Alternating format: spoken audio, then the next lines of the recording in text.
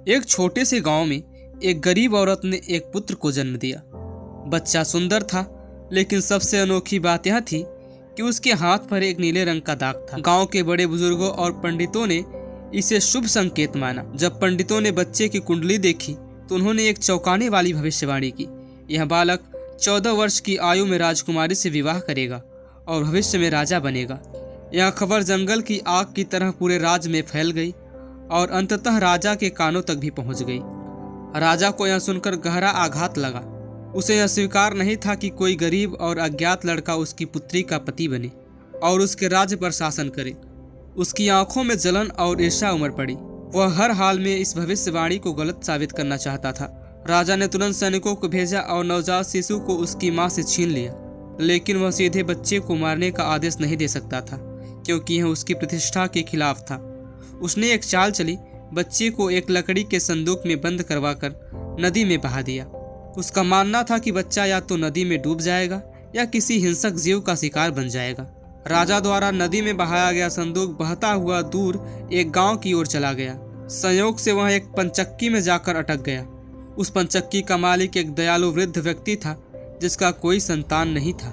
जब उसने संदूक खोला तो अंदर एक मासूम नवजात शिशु को देखकर वह दंग रह गया।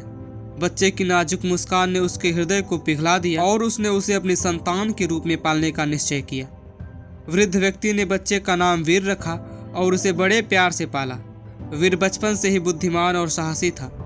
वह न केवल शारीरिक रूप से बलवान था, बल्कि उसे शास्त्रों और रणनीति का भी अच्छा ज्ञान था। समय के साथ वह एक सुंदर, विनम्र और चतुर युवक बन गया। गांव में सभी उसे पसंद करते थे, लेकिन वीर को हमेशा यह जिज्ञासा बनी रहती थी कि वह वास्तव में कौन है और उसके माता पिता कौन थे। वृद्ध व्यक्ति ने उसे बताया कि वह उसे नदी में बहते हुए मिला था, लेकिन उसके माता पिता के बारे में कोई जानकारी नहीं थी। वीर की बुद्धिमत्ता और वीरता की चर्चा दूर दूर तक फैल गई। एक दिन राजा ने उसे देखा और उसके हाथ पर नीले रंग का दाग देखकर उसे तुरंत पहचान लिया कि यह वही बच्चा है जिसे उसने मरवाने का आदेश दिया था। यह जानकर राजा का हृदय ईर्ष्या और क्रोध से भर गया। उसने सोचा कि यदि यह युवक जीवित रहा तो भविष्यवाणी सच हो जाएगी और वह उसकी बेटी से विवाह करके राजा बन जाएगा। राजा ने चालाकी से वीर को अपने पास बुलाया और कहा, तुम बहुत प्रतिभाशाली और साहसी हो।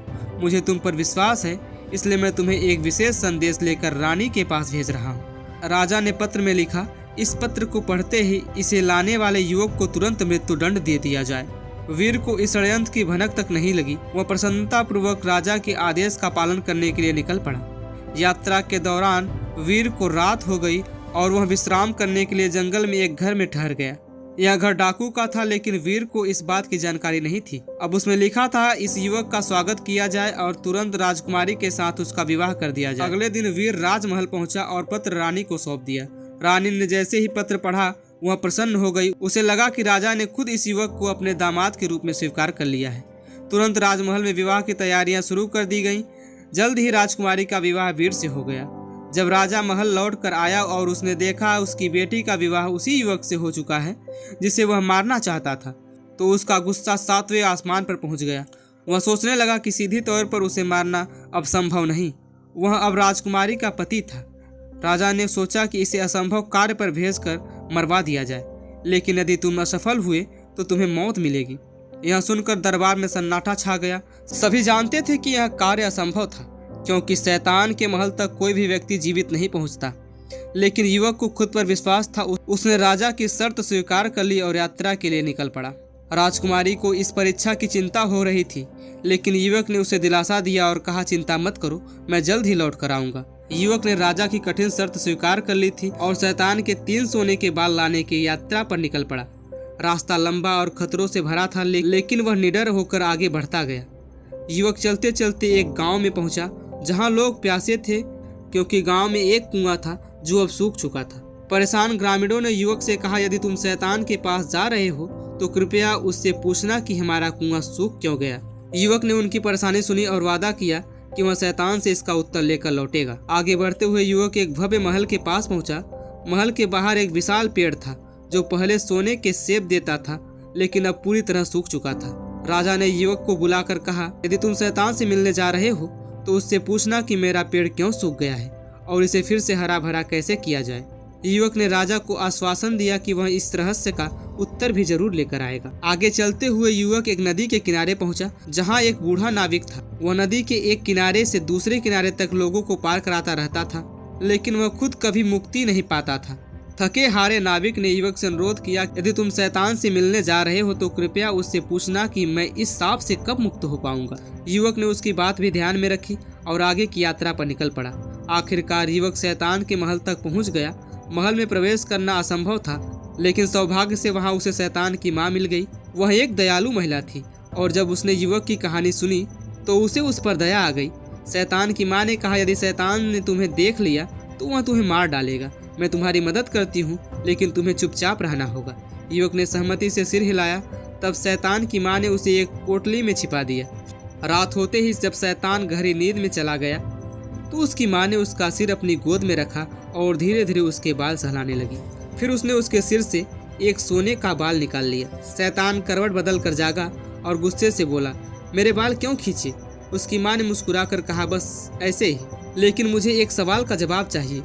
एक गांव का कुआं सूख गया है, उसका पानी कैसे लौट सकता है? शैतान ने उगते हुए जवाब दिया, कुएं में एक मेढक बैठा है, जब तक उसे निकाला नहीं जाएगा पानी वापस नहीं आएगा। शैतान फिर सो गया। उसकी मां ने दूसरा सोने का बाल खींच लिया। शैतान गुस्से में उठकर बैठा। अब क्या हुआ? उसकी मां ने कहा, बस एक और सवाल। एक राजा का पेड़ जो सोने के सेब देता था, वह क्यों सूख गया? शैतान ने जवाब दिया, पेड़ की जड़ों में एक चूहा छिपा है, जब तक उसे हटाया नहीं जाएगा पेड़ फिर से हरा नहीं होगा। फिर शैतान वापस सो गया। उसकी मां ने तीसरा सोने का बाल खींच लिया।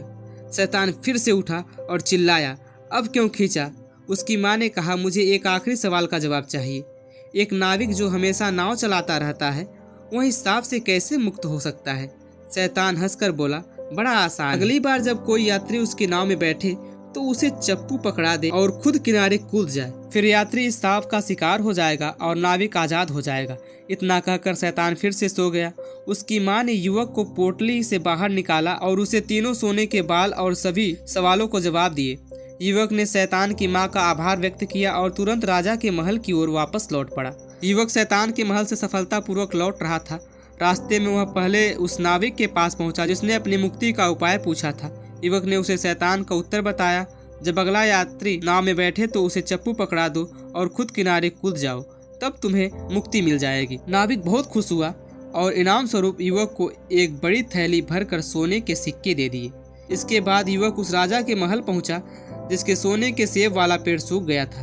उसने राजा से कहा, पेड़ की जड़ों में एक चूहा छिपा है, जब तुम उसे निकाल दोगे तो पेड़ फिर से हरा भरा हो जाएगा और सोने के सेब देने लगेगा। राजा ने तुरंत अपने सेवकों से चूहा निकलवाया और देखते ही देखते पेड़ फिर से हरा भरा हो गया। प्रसन्न होकर राजा ने युवक को बहुत सोने और गहने दिए।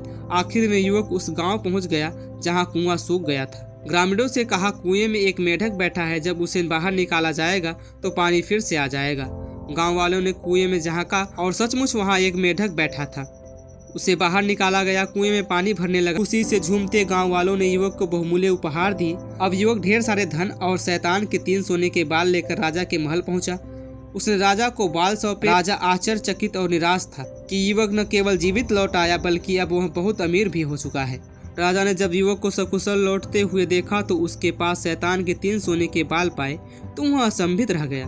उसने सोचा था कि यह कार्य असंभव होगा, लेकिन युवक ने न केवल शर्त पूरी कर ली बल्कि अपनी बुद्धिमानी से ढेर सारा धन भी अर्जित कर लिया। राजा को अब कोई बहाना नहीं सूझा। वह चाहकर भी युवक को अपना दामाद मानने से इनकार नहीं कर सकता था। राजकुमारी अपने पति से मिलकर बहुत खुश हुई। पूरे राज्य में इस बात की चर्चा होने लगी कि किस प्रकार एक साधारण युवक ने अपनी सूझबूझ और परिश्रम से असंभव को संभव बना दिया। युवक अब केवल राजकुमारी का पति ही नहीं बल्कि एक बहुत धनवान और सम्मानित व्यक्ति भी बन चुका था। कुछ समय बाद राजा की उम्र बढ़ने लगी और वह शासन करने में अक्षम हो गया। प्रजा ने मांग की कि युवक को राजा बनाया जाए, क्योंकि उसने अपनी बुद्धिमत्ता और साहस से सिद्ध कर दिया था कि वह एक योग्य शासक होगा। राजा को हार माननी पड़ी और अंततः युवक को ही राज्य का उत्तराधिकारी घोषित कर दिया गया। इस प्रकार भविष्यवाणी सच साबित हुई। वह गरीब युवक जिसे राजा ने कई बार मारने की योजना बनाई, अंत में राजा ही बन गया। इस कहानी से हमें यह सीख मिलती है कि परिश्रम, बुद्धिमानी और भाग्य के बल पर कोई भी कठिनाई पार की जा सकती है। न्याय देर से ही सही लेकिन मिलता अवश्य है। तो दोस्तों आपको ये कहानी कैसी लगी कमेंट में बताएं और आगे के भाग देखने के लिए इस वीडियो पर 50 लाइक्स पूरी करें और हमारे चैनल को सब्सक्राइब करें। तो मिलते हैं नेक्स्ट वीडियो में। धन्यवाद।